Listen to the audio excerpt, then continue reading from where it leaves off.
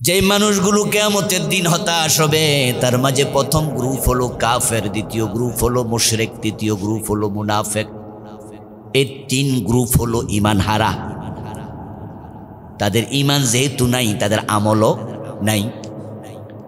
4 number ব্যক্তি হলো যে ব্যক্তি হারাম খায়, তার ঈমানটা যাবে না, তবে হারাম খাইলে আমল কবুল আর হয় না। 5 নাম্বার গ্রুপ হলো যে বেদাতি হয়ে যায়, যে বেদাতকে বানায়, বেদাতকে প্রমোট করে, ওই লোকের আমল কবুল হওয়া বন্ধ হয়ে যায়। প্রিয় নবী সাল্লাল্লাহু আলাইহি ওয়াসাল্লামের শাফাত সে পাবে না।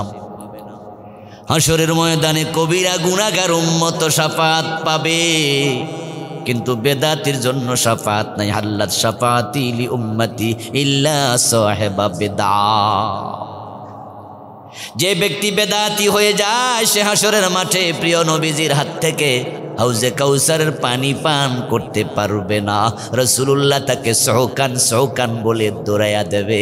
তাই 5ম গ্রুপ হলো যারা বেদাতি হয়, তাদেরও আমল কবুল হওয়া বন্ধ, শাফাত পাবে না, হাউজে কাউসারের পানি পাবে না, তারাও হবে ব্যর্থ। এবার বলুন তো বাংলাদেশে বেদাতি আছে না নাই? 5 নম্বর প্রবলেমটা আমাদের ভিতরে বেশি। এখানে সবাই সুদখোর না, এখানে ভালো মানুষরাই বেশি, ঘুষখোর না, হারামখোর না। মসজিদের ভিতরে কাফের, মুশরিক, হিন্দু, বৌদ্ধ, খ্রিস্টান তারা আসে না, ভালো মানুষরা আসে। এই ভালো মানুষরাই বেদাতটা করে, কারণ যে নামাজই পড়ে না তো এই ইসলাম তো যেটা আছে এইটাই মানে না, বাড়াবে কি? বাড়ায় তো তারা যারা মনে করে রাসূল এবং সাহাবারা যতটুকু করে গেছে অতটুকু মনে হয় মুক্তির জন্য এনাফ না, তাই তারা আর একটু বাড়াইয়া দেয়। এই যে শিয়াদের কথা বললাম কিছুক্ষণ আগে, ইমাম হুসাইন রাদিয়াল্লাহু তাআলা আনহু শাহাদাত বরণ করলেন 61 হিজরিতে। কত হিজরিতে? আমার কথা জবাব দিয়ে না, আমি বলার পরে তো বলছি, সহজ না। কত হিজরিতে? 61। সর্বশেষ সাহাবী আবু তুফাইল রাদিয়াল্লাহু তাআলা আনহু উনি ইন্তেকাল করেন 101 হিজরিতে। তো 61 থেকে 101 যদি মাইনাস করেন তাহলে 40 বছর পাবেন। এই 40 বছর বড় বড় সাহাবারা জীবিত ছিলেন, অনেক সাহাবী জীবিত ছিলেন। ইমাম হুসাইন যখন শহীদ হয়, ইবনে আব্বাস জীবিত, ইবনে ওমর জীবিত, ইবনে মাসুদ জীবিত রাদিয়াল্লাহু তাআলা আনহুম। রাসূলের বড় বড় সাহাবারা তখন জীবিত। এই 40 বছরে সাহাবারা ইমাম হুসাইনের ভালোবাসা দেখাইতে যাইয়া হাই হোসেন হাই হোসেন কয়দিন করছে। এখন যারা করছে তারা মনে করে আমাদের ভালোবাসা সাহাবীদের চেয়ে বেশি দেখাইয়া দিব, এজন্য বাড়াইতে যাইয়া বেদাতি হয়ে যায়। এই যে আমি এখন শিয়াদের বিরুদ্ধে একটু বললাম, আপনাদের কিন্তু কারো গায়ে লাগেনি, কারণ এখানে শিয়া নাই তো। কিন্তু এখন যদি আমি আরেকটা কই যে এটা গায়ে লাগবে, তখন তো আপনার চেহারা কালো হয়ে যাবে। দূর হুজুর আমার ধরল। শোনেন দোস্ত, আমি বলেছি কোনো কথা আপনার জন্য না, আমাদের সবার জন্য। রাসূল সাল্লাল্লাহু আলাইহি ওয়াসাল্লাম উনি ইন্তেকাল করলেন 11 হিজরিতে। সর্বশেষ সাহাবী আবু তুফাইল রাদিয়াল্লাহু তাআলা আনহু ইন্তেকাল করলেন 101 হিজরিতে। রাসূলের ইন্তেকালের পরে সাহাবারা জীবিত ছিলেন 90 বছর। রাসূলুল্লাহ 2টা ঈদ করে গেছে, ঈদুল ফিতর, ঈদুল আযহা। কেমনে করেছেন তা হাদিসে আছে। কয়টা খুতবা দিছেন তা হাদিসে আছে। ঈদের কয় রাকাত নামাজ তা হাদিসে আছে। ঈদগাহে যাইতেন কেমনে, আসতেন কেমনে হাদিসে আছে। ঈদের বিস্তারিত আলোচনা হাদিসে আছে। এখন আমরা রাসূলুল্লাহ সাহাবারা 90 বছর রাসূলের ইন্তেকালের পরে জীবিত। ঈদে মিলাদুন্নবী নামে আমরা যে একটা ঈদ পালন এখন বাংলাদেশে করি, এটা কোন সাহাবী পালন করছে? হাদিসের কিতাবে তো সব আছে, এটা খোঁজেন তো একটু। এখন আপনি কেন করছেন? রাসূলের জন্মদিনে একটু আনন্দিত হব না? রাসূলের মহব্বত দেখাবো না? তা আপনি যে রাসূলের মহব্বত দেখাইতে যাই একটা ঈদ বাড়াইয়া দিলেন, তো সাহাবারা বুঝি রাসূলের মহব্বত বুঝতো না? রাসূল সাল্লাল্লাহু আলাইহি ওয়াসাল্লামের 2 জন সাহাবী রাসূল যাদেরকে আযান শিখাইছে, 2 জন ছিল মুয়াজ্জিনে রাসূল, হযরত বেলাল, হযরত আবু মাহজুরা রাদিয়াল্লাহু তাআলা আনহু। 2 জন সাহাবী রাসূলের মুয়াজ্জিন ছিলেন, আজান দিতেন। ওনাদের দুইজনকে আজান শিখাইছে, আল্লাহু আকবার বলে আজান শুরু হবে। কিন্তু রাসূলুল্লাহর মহব্বত দেখাইতে যাইয়া আজানের আগে দুরূদ শরীফ পড়ে এমন কিছু লোক আছে না নাই? আচ্ছা, রাসূলের সাহাবাদেরকে রাসূল কি দুরূদ শরীফ আজানের আগে শিখাইছে? কোন হাদিসে আছে দেখান একটু।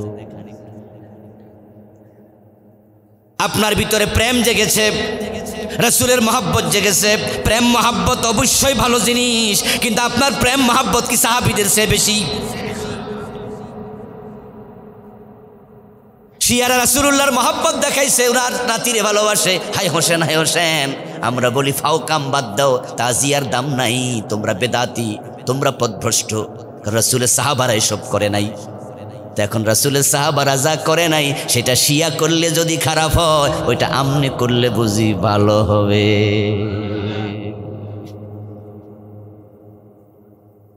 আল্লাহর হাবিব সাল্লাল্লাহু আলাইহি ওয়াসাল্লাম বলতেছেন হাসরের ময়দানে হাউজে কাউসারের সামনে আমি নবী চলে যাব। আনা ফারতুকুম ইয়াউমাল কিয়ামাতি আলাল হাউজ, সহিহ বুখারীর হাদিস। আমি তোমাদের সবার আগে হাউজের সামনে চলে যাব। আমার সামনে দিয়ে আমার উম্মত যে যাবে তাকে আমি এক গ্লাস পানি দেব, সে পানি পান করবে। ওমান শারিবা মিনহু লা ইয়াজমাউ আবাদা, যে এক গ্লাস পানি পান করবে কাউসার থেকে সে কোনোদিন পিপাসিত হবে না। এমন দারুণ পানি আর পৃথিবীতে দ্বিতীয় জায়গায় নেই। মা হুয়া শাদ্দু বিয়াদাম মিনাল লাবান ওয়া আহলা মিনাল আসল ওয়া আতিয়াবু মিনাল মিস্ক যাওয়ায়াহু সাওয়াউন কিজানুহু কানুজুমিস সামা।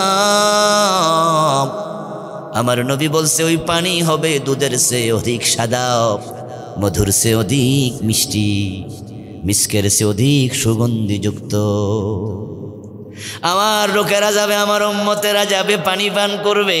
সেখানে লাইন ধরে দাঁড়াইয়া কষ্ট করা লাগবে না। এক একটা আইল হবে মাসিরাতু শাহর, এক মাস যদি একটা ঘোড়া লাগাতার দৌড়ায় যত দূর যেতে পারবে, হাউজে কাউসারের এক একটা পার তত দূর লম্বা হবে। চতুষ্কোণ বিশিষ্ট কাউসার 4 আইল সমান লম্বা। সেখানে আমার উম্মত যাবে, পানি পান করবে, ফেরেশতারা পানি খাওয়াবে, আমি নবীকে হেল্প করবে। সেখানে তোমরা কষ্ট করে লাইন ধরে পানি পান করা লাগবে না। কি জানো কানুজুমিস সামা, শোনো উম্মত, আকাশে তারকা আছে যত, আমার হাউজে কাউসার গ্লাসের সংখ্যা হবে তত। হাউজে কাউসারের পানি খাওয়ার শখ আসেনি? স্বপ্ন দেখেন তো নাকি? আল্লাহর হাবিব এবার কি বলে শুনুন, সাবধান হন। এত বছর একদল লোক আমার কাছে এসে হাউজের পানি চাইবে। ইয়ারিফুনানি ওয়া আনা আরিফুহুম, তারা আমাকে চিনে, আমি নবী। পরিচয় দেওয়ার পর আমিও চিনবো তারা আমার উম্মত। আমি ভাববো পরিচয় দিছে আমারে চিনছে, আসো পানি খাও। ফায়ুহালু বাইনি ওয়া বাইনাহুম, হঠাৎ করে দেখব তাদের মাঝে আর আমার মাঝে পর্দা পড়ে গেছে। একটা ওয়াল আল্লাহ দাঁড় করাইয়া দিছে, তাদের হাতে আমি পানি দিতে পারলাম না। ফাকুলু ইন্নাহুম মিন্নি, তখন আমি বলবো কি হলো, কি হলো, তারা তো আমার উম্মত, কেন পানি পৌঁছাতে পারিনি? তখন ফেরেশতারা বলবে ফায়ুকাল ইন্নাকা লা তাদরি মা হাদাসু বাদাকা ফাকুলু সুকান সুকান লিমান গায়্যারা বাদি। ফেরেশতারা বলবে ও আল্লাহর নবী, আপনি জানেন না এগুলো 2 নাম্বার উম্মত। মা হাদাসু বাদাকা, আপনার পরে, তিরোধানের পরে, দুনিয়া থেকে বিদায়ের পরে ওরা ইসলামের মাঝে অনেক বেদাত ঢুকাইয়া দিছে। যেগুলো আপনি করেন নাই, আপনার সাহাবারা করেন নাই, এগুলো তারা দিন বানাইয়া ছাড়ছে, এগুলোকে ইবাদতের নিয়তে করে আপনার ইসলামকে বিকৃত করেছে। প্রিয় নবী বলেন ফাকুলু, তখন আমিও বলবো সুকান সুকান লিমান গায়্যারা বাদি, আমার পরে আমার দিন যারা এইভাবে বিকৃত করেছিস, তোরা দূর হ, তোরা দূর হ। আরে ভাই, বেদাতের কারণে আপনি সেদিন হাউজের পানি পাবেন না, শাফাত পাবেন না। দুনিয়ায় ব্যর্থ হবে সব আমল, এ নিয়ে আমি আলাদা বই লিখেছি আলহামদুলিল্লাহ কয়েক বছর আগে। এই বইটার নামে আমি দিছি প্রচলিত বিদআত ও তা থেকে বাঁচার উপায়। বাংলাদেশে চলমান 38টা লিখছি। ওয়াজ করবো আর মাত্র কয়েক মিনিট, একটা পরে 1 মিনিট করে ব্যাখ্যা করলো 38 মিনিট লাগবে। আমি না 5 গ্রুপের কথা বলবো, সময় পাবো না। আপনার বাড়ি মালামাল সংরক্ষণ আপনাকে করতে হবে। ডায়াবেটিক আপনার হয়েছে, কন্ট্রোল আপনাকে করতে হবে। ডায়াবেটিক হয়েছে বাবার, ছেলে মিষ্টি খাওয়া বন্ধ করলে লাভ হইব নাকি? আপনাকে কন্ট্রোল করতে হবে। তো বেদাত যদি আপনার ভিতরে থাকে, খুঁজে বের করতে হবে আপনাকে কোন কোন কাজ বেদাত, এলেম শিখা ফরজ। বেদাতগুলো আপনাকে ছেড়ে দিতে হবে, বেদাতগুলো আপনাকে ছেড়ে দিতে হবে। হারাম যদি আপনি খেয়ে থাকেন, হারাম আপনাকে ছাড়তে হবে। মান আকালা দিরহাম রিবা ওয়া হুয়া ইয়ালামু আন্নাহু আশাদ্দু মিন 36 জিনা। ও দোস্ত, 1 টাকা যদি কেউ সুদ খায় জেনে বুঝে, তার আমলনামায় 36 বার জেনা করলে যত গুনাহ হয় এর চেয়ে বেশি গুনাহ আল্লাহ লিখে দেয়।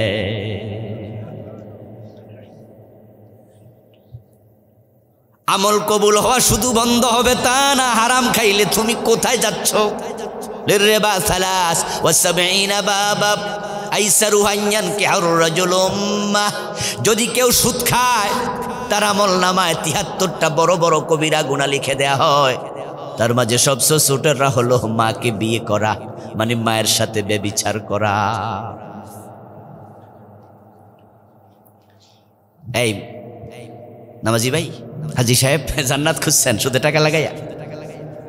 এত সোজা, এত সোজা। বিষ খাইয়া যে মারা যায়, বিষ খাইতে খাইতে মরে। ও বেটা বিষ খাওয়া থেকে আর তাওবা করতে পারে না, এ কবিরা গুনাহ লইয়া মরে। কারণ সে তো এটা কইরাই মরছে। ফাঁসিতে ঝুলে যে মরেছে, এই ফাঁসির গুনাহ থেকে সে আর তাওবা করতে পারে না, ফাঁসি দিয়ে মরে গেছে। এখন যে সুদের টাকা লাগানো অবস্থায় মরে, সে তো মায়ের সাথে জেনা করতে মারা যায়, জেনা করতে করতে।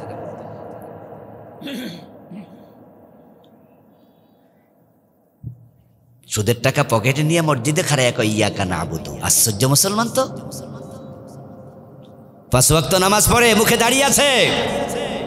ওই লোকটা অফিসে যাইয়া সিগনেচার করে না ঘোষ না দিলে। বাংলাদেশে এমন অফিস আছে যে অফিসে বসদের জন্য ঘোষের আনঅফিসিয়াল রেট পর্যন্ত নির্ধারণ করা। প্রতি সিগনেচারে কত দিতে হবে এটা অন্যরা জানে।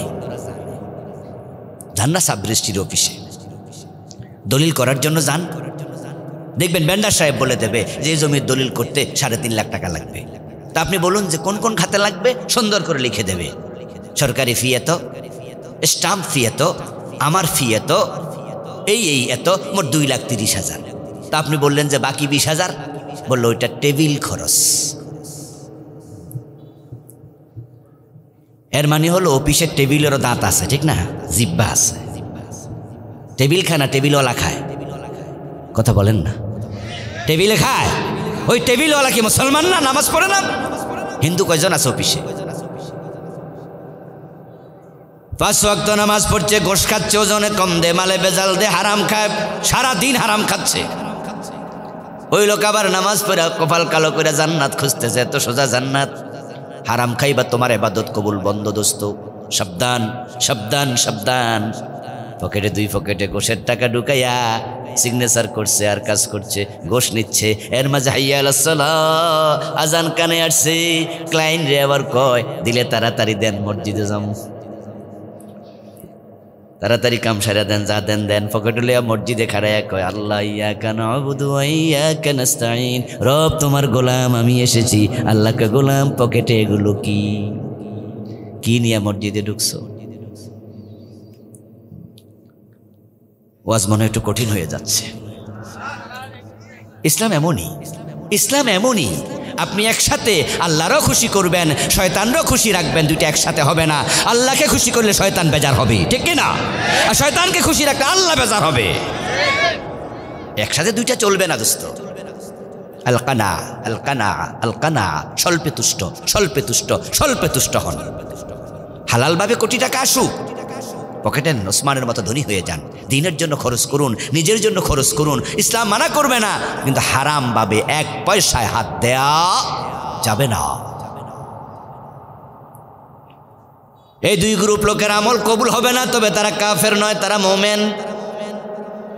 কিন্তু প্রথম 3 গ্রুপের অবস্থা বড় খারাপ। যারা কুফরি করবে ইমান যায়, যেমন কাদিয়ানি কুফরি করেছে। এখন কাদিয়ানি একাই কাফের না, বাংলাদেশে কাদিয়ানির বাইরেও কুফরি করছে এমন লোকের অভাব নাই। গত বছর শিক্ষা সিলেবাসে তো এমন এক মন্ত্র ঢুকাইছিল, যেটা যদি সিলেবাসে থাকতো আমাদের ক্লাস 7-8-এর পোলাপান গড়ে কাফের হয়ে যেত। ওই সিলেবাসে কুফরির নামটা ছিল বিবর্তনবাদ, মানুষের পূর্বপুরুষ নাকি বানর ছিল। এবারে আরেকটা আমদানি করছে, নাম দিছে ট্রান্সজেন্ডার, আরেক কুফর। কিয়ামতের আগে নতুন নতুন কুফরি আসবে। এই যে এবার যেটা ঢুকলো ট্রান্সজেন্ডার, এটা গত জানুয়ারি তো গেল মাত্র 3 দিন আগে। এই বই দেওয়ার আগে ট্রান্সজেন্ডার নিয়ে আমাদের বাংলাদেশের অনেক মানুষ এটা শব্দটা কি এটাই জানতো না। যদিও মাত্র 2-3 মাস আগে, সম্ভবত এই গত নভেম্বরে আমি এ বিষয়ে জেনেছি। কোন একটা মাহফিলে আমার একজন একটা লিফলেট দিয়ে গেছে ড্রাইভারের কাছে। আমি মাহফিল থেকে স্টেজ থেকে নামার পরে গাড়িতে ওঠার পরে আমার সফর সঙ্গী বা ড্রাইভার আমার বললো, হুজুর একটা লিফলেট জানি কে দিয়ে গেছে। আমি বললাম দেও। তো পরে দেখি ট্রান্সজেন্ডার মতো বাদ। আমি তখন ভাবলাম এটা আবার কি জিনিস, তো মনোযোগ দিয়ে পড়লাম। তখন আমি জানলাম যে এ জাতীয় একটা ঘটনা বাংলাদেশে ঘটতে। কিন্তু যখন এবার জানুয়ারিতে বই উৎসব হলো, আমরা দেখলাম যে ওই ঘটনা ক্লাস 7-এর বইতে শরীফ আর গল্পের নামে ঢুকাইয়া দিছে। আজকের মাহফিলে আপনারা যারা আছেন তারা কি শুনেছেন? কেউ যারা শুনছেন তারা একটু জি বলেন দেখি, শুনছেন? তাইলে অনেকেই তো মধ্যে শুনেছেন। যারা শোনেন নাই তারা এখন শুনছেন। কফর সাপ্লাই দিচ্ছে। গোলাম আহমদ কাদিয়ানের জন্ম 1835 সালে, রাসূলুল্লাহ জন্ম 570 সালে। তিনি নবুয়ত পেলেন 610 খ্রিস্টাব্দে। আল্লাহর হাবিবের হাদিস, কিয়ামতের আগে নতুন নতুন কুফর বের হবে। গোলাম আহমদ কাদিয়ানের জন্ম না হলে তো এই কাদিয়ানিগুলা কাফের হইতো না। যারা আপনারা বুঝদার মানুষ তারা একটু জবাব দেন তো, কোনো হিন্দু কি কাদিয়ানি হয়? ইহুদি, খ্রিস্টান, বৌদ্ধ? তাহলে কাদিয়ানি হচ্ছে আমাদের মুসলমানের সন্তানেরা, ঠিক কি না? হিন্দু তো কাদিয়ানি হয় না। 1835 সালে গোলাম আহমদ কাদিয়ানের জন্ম যদি না হতো, কাদিয়ানির কুফরি মতবাদ মানুষ জানতে পারতো না। এটা নতুন একটা কুফর। লাখ লাখ মানুষ কাফের হয়ে গেল কাদিয়ানিদের মাঝে। অপরাধ কি? অপরাধ শুধু একটা, কাদিয়ানিরা বিশ্ব নবীর শেষ নবুয়ত মানে না। উনি যে শেষ নবী এ মেসেজ তারা অস্বীকার করে। আল্লাহর হাবিব শেষ নবী এই ঘোষণা আল্লাহর কোরআনে আছে, মা কানা মুহাম্মদ আবা আহাদিম মির রিজালিকুম ওয়ালাকিন রাসূলুল্লাহি ওয়া খাতামান নাবিয়্যিন। তিনি আল্লাহর রাসূল এবং তিনি শেষ নবী। কাদিয়ানীদের কিছু বই আমি পড়েছি, 3-4টা বই পড়ছিলাম ওদের জানার জন্য। কারণ শুনে শুনে ওয়াজ করা ঠিক নয়। কাফা বিল মারই কাযিবান আন ইউহাদ্দিসা বিকুল্লি মা সামিআ। শুনে শুনে কথা বলা নিষেধ। 2-3টা বই আমি পড়েছি, ছোটি বই। দেখলাম যে পাতায় পাতায় লেখা লা ইলাহা ইল্লাল্লাহু মুহাম্মাদুর রাসূলুল্লাহ। তারাই কালেমা বারবার লিখে আমাদের বুঝায় যে তোমরা যে আমরারে কাফের কও, তোমরা যে আমরারে কাফের কও।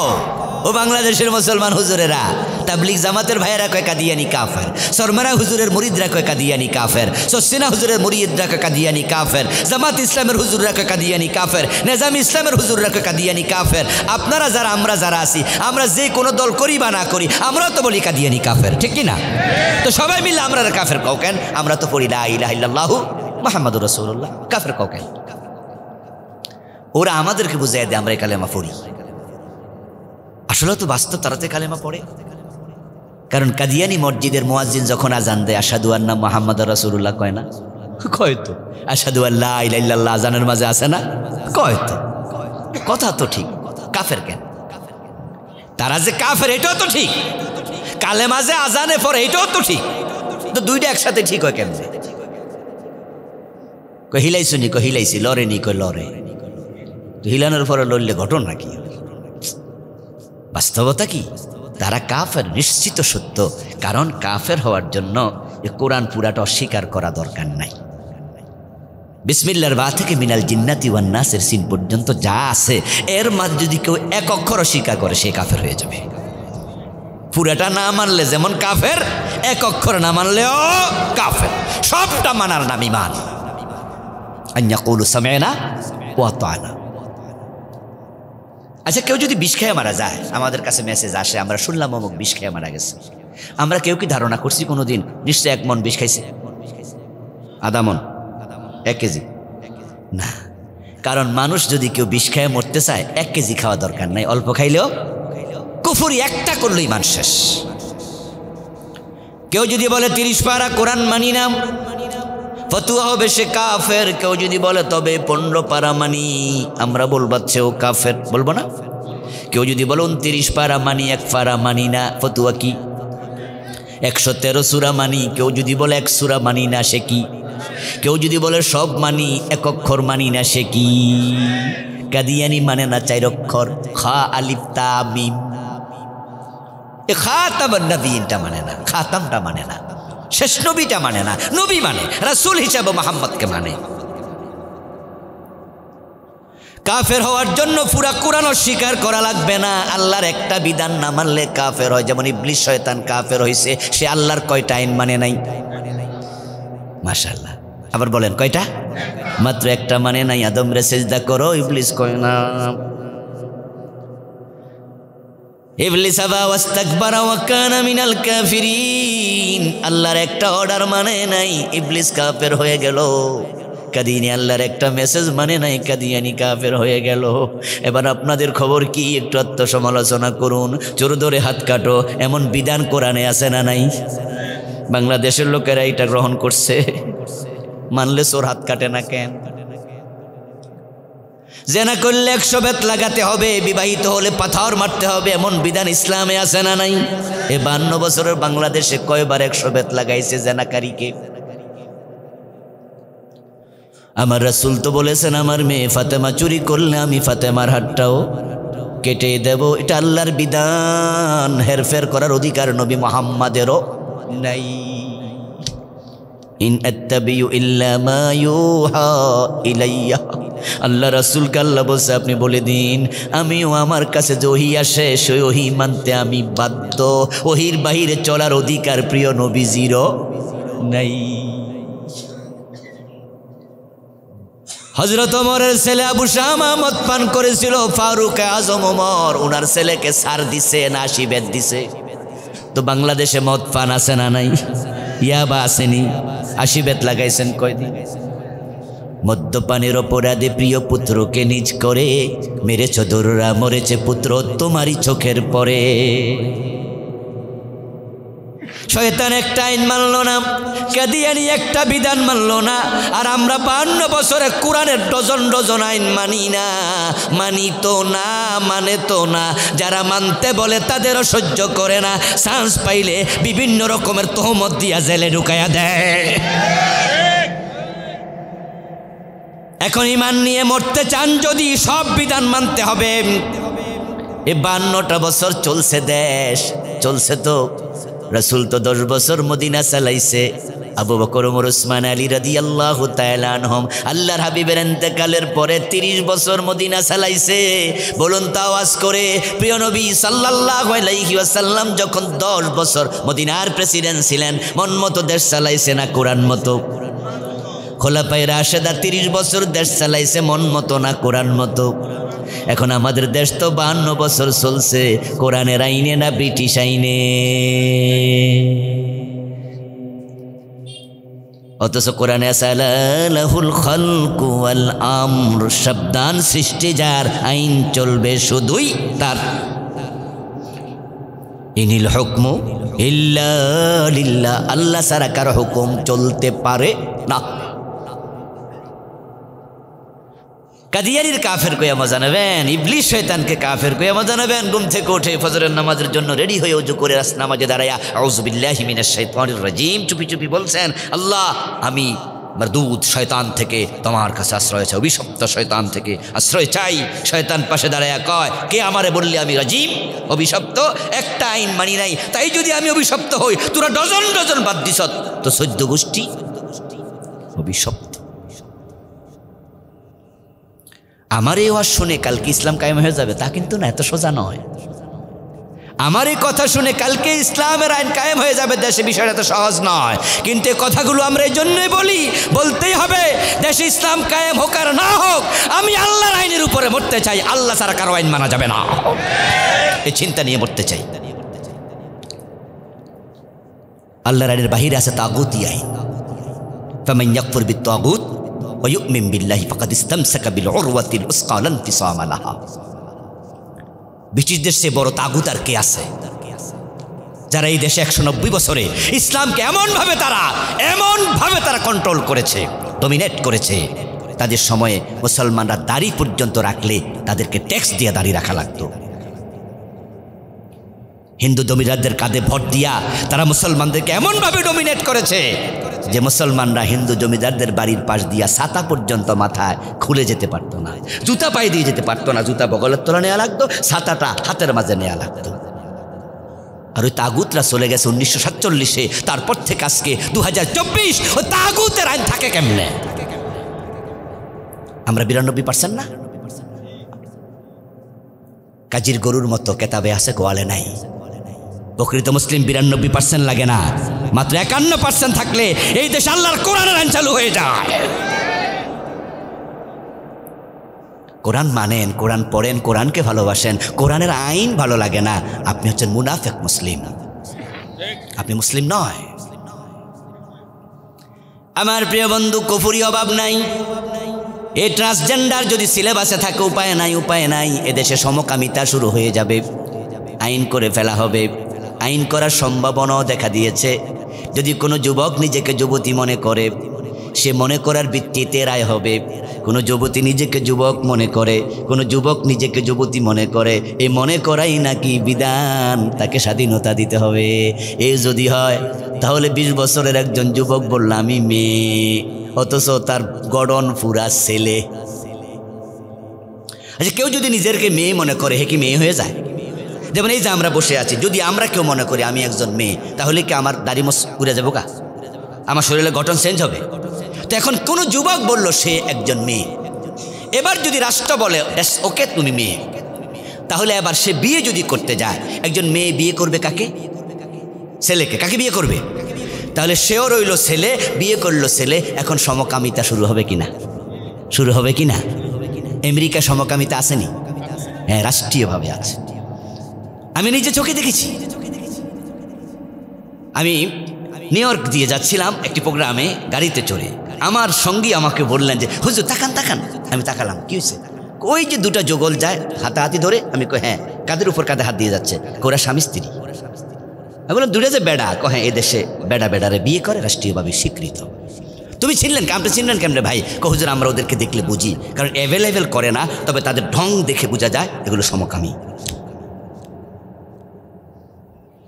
চায়নাতে আইন হয়েছে, জার্মানিতে আইন হয়েছে, রাশিয়াতে আইন হয়েছে। ছেলে ছেলেরে বিয়ে করে, মেয়ে মেয়েরে বিয়ে করে। ওরা ট্রান্সজেন্ডারের মোড়কে এই দেশে সমকামিতা সাপ্লাই দেওয়ার ষড়যন্ত্র করেছে, এবং সেটা ক্লাস 7-এর বইতে অলরেডি ঢুকে গেছে। আলহামদুলিল্লাহ। ভালো দিক কি জানেন? এদেশের আলেম ওলামারা এখনো বেঁচে আছে। আলেমদেরকে কদর করবেন, ভালোবাসবেন। লাউলাল উলামা লাসারান নাস মিসলাল বাহায়েম। আলেমরা যদি না থাকতো, মানুষগুলো চতুষ্পদ জন্তুতে পরিণত হতো। আলেম না থাকলে আপনার কালেমা শিখাতো কে? সূরা ফাতিহা শিখাতো কে? আপনি তো নামাজ শিখতেন না, ওযু করতে জানতেন না, তায়াম্মুম জানতেন না। আলেম আছে, আপনার ইমানটা বেঁচে আছে। এদেশের আলেমরা, গতবার আমরা যখন দেখলাম হঠাৎ করে বিবর্তন বাদ ঢুকলো, আমরা বইয়ের পাতায় দেখি কিছু বান্দর বান্দর বান্দর, একটা শুয়ে আছে, একটা বইয়ে আছে, একটা খাড়ায় আছে, হঠাৎ করে লাস্ট সাইজে আছে একটা মানুষ। ওরা বুঝে দিল যে গাছে গাছে বাড়ি খাইতে খাইতে লেস পড়ে গেছে, ওই বান্দর সোজাইয়া ধাক্কা মারছে আর মানুষ হয়ে গেছে। ডারউইনের মতো একটা পাগল, সে কোথাকার কবে থিওরি দিছে মানুষের পূর্বপুরুষ বান্দর ছিল, বান্দর থেকে মানুষ এসেছে। দুর্গাকে হিন্দু মা বলবে, এটা হিন্দুর ব্যাপার। ঈসা আলাইহিস সালামকে খ্রিস্টানরা খোদা বলবে, এটা তাদের ব্যাপার। ডারউইন বলবে মানুষের পূর্বপুরুষ বান্দর, এটা তার ব্যাপার। কিন্তু এটা মুসলমানের কিতাবে ঢোকে কেমনে? এটা কি মেনে নেওয়া যায়? আলেমরা সমালোচনা করেছে, আমরাও মাহফিলগুলোতে খুব বলেছি।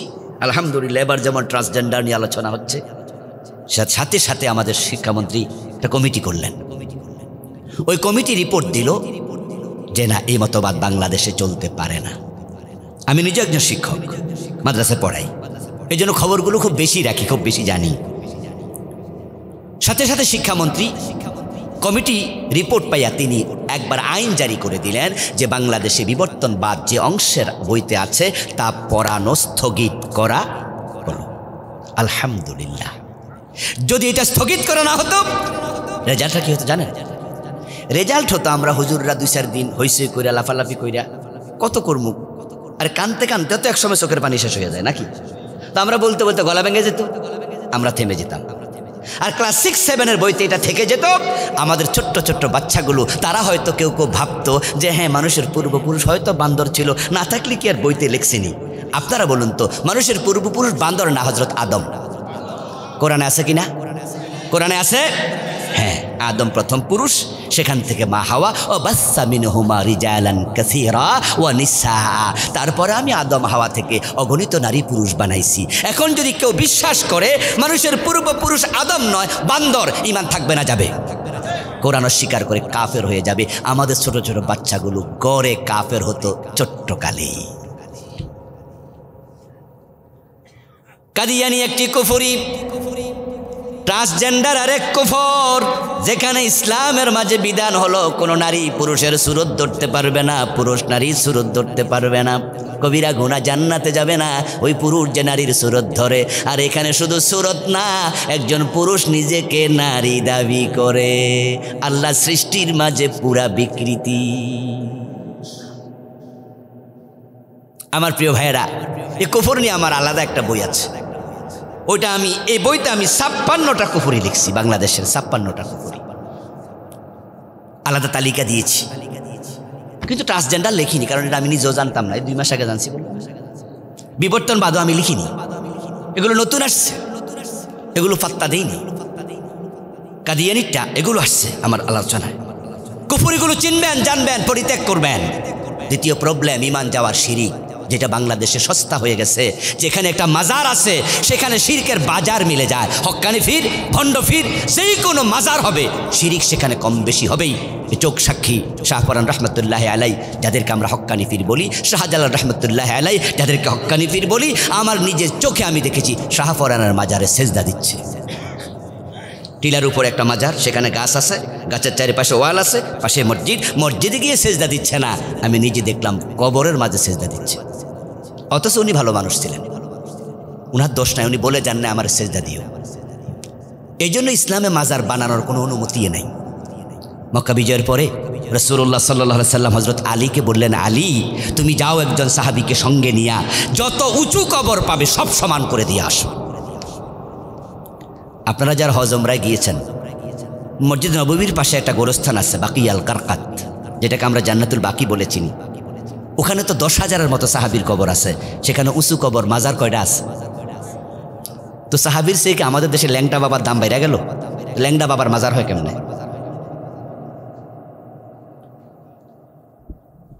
আমার প্রিয় ভাইয়েরা, হাত আছে আঙ্গুলে 5টা, আঙ্গুল 5টা, আংটি দিছে 7টা, এমন হাতওয়ালা দেখছি আমি। ভাত খাওয়ার সময় দেখলাম যে পুরা হাতে আঙ্গুলের মাঝে শুধু আংটি আর আংটি। আপনি জিজ্ঞাসা করে দেখবেন, দোস্ত এত আংটি কিসের? বলবে যে এটা একবারে অমক মাজারের খাদেম থেকে 1111 টাকা দিয়ে কিনে আনছি। উনি বলছে আংটি হাতে দিলে বিপদ মুসিবত আসে না। এই আংটি ইয়াকুত পাথরের তৈরি, হু দিয়া দিছে, এটা হাতে দিলে ব্যবসায় তরতর করে উন্নতি হয়ে যায়। আংটি দিয়া বিপদ থেকে বাঁচবা, অথচ বিপদ থেকে আংটি বাঁচায় না, আল্লাহ বাঁচায়। ইনয়াম সাসকাল্লাহু বিদুররিন ফালা কাশিফা লাহু ইল্লা হু। সন্তান আল্লাহ দেবে না পীর সাহেব দেবে? তো পীরের কাছে সন্তান চাই, ঈমান হারাবে কেমন? ভবিষ্যৎ জানার জন্য ঠাকুরের কাছে কেন যাও? গণকের কাছে কেন যাও? ঢাকায় বসুন্ধরা শপিং মলে কি ভিআইপি দোকান খুলে বসে আছে, এক মাসের ভাড়া 50,000, 1 লাখ, তার চেয়েও বেশি। টাকা পায় কোথায়? নিশ্চয় কিছু কাস্টমার আছে যারা হাত দেখানোর জন্য চলে যায়। ছেলেবিদের যাবে মালয়েশিয়া, পাসপোর্ট জমা দেওয়ার আগে মা বলে দেয়, বাজান আগে একটু ঢাকা থেকে ঘুরে আয়। মা ঢাকা যাবো কেন? আরে বাবা, টাকা দিলা, পাসপোর্ট দিলা, ভিসা যদি না হয় টাকা তো ফিরে পাইবা না, মানুষ তো বেশি ভালো না, এজন্য একটু আগে যাই না আসো। ভিসা লাগবে কিনা? আরে মা ভিসা লাগবে কিনা কে জানাবে? বলে কেন? অমক বাবা বসে আছে, পত্রিকায় দেখেছি, টেলিভিশনে দেখেছি, স্কলে লেখা ওঠে, তিনি অতীত ভবিষ্যৎ ভূতপূর্ব সব জানে। অথচ ভবিষ্যতের জ্ঞান একমাত্র কার? এলমে গায়েব কার? আর গড়ে ফর্তায় মানুষ বান্দরের কাছে পর্যন্ত হাত গনায়। এ নিয়ে বই লিখেছি আলাদা শিরিক, এটা তো 29টা শিরিক লিখছি। বইগুলো স্টেজে পাবেন ইনশাআল্লাহ দেওয়ার পরে। 29টা লিখছে, আপনি খুঁজে বের করুন আপনার ভিতর আছে কিনা, এটা আপনার দায়িত্ব। ডায়াবেটিক আপনার হলে ওষুধ আপনি খাবেন, আরেকজন নয়। কারণ যদি ইমানহীন আপনি মারা যান তাহলে আখিরাতে ধরা রাখবো কেডা? আপনি। আরেকটি হলো নিফাক। নিফাক নিয়ে পড়বেন, জানবেন। আমার প্রিয় ভাইয়েরা, আমরা আল্লাহর কাছে দোয়া করতে চাই, আল্লাহ যেন আমাদেরকে আখিরাতে হতাশ না করে, আল্লাহ যেন আমাদেরকে সফলদের কাতারে দাঁড় করে দেয়। ইমান আমল নিয়ে আল্লাহ যেন আমাদেরকে বেঁচে থেকে কালেমা পড়তে পড়তে মরার জন্য কবুল করে, বলেন আমিন।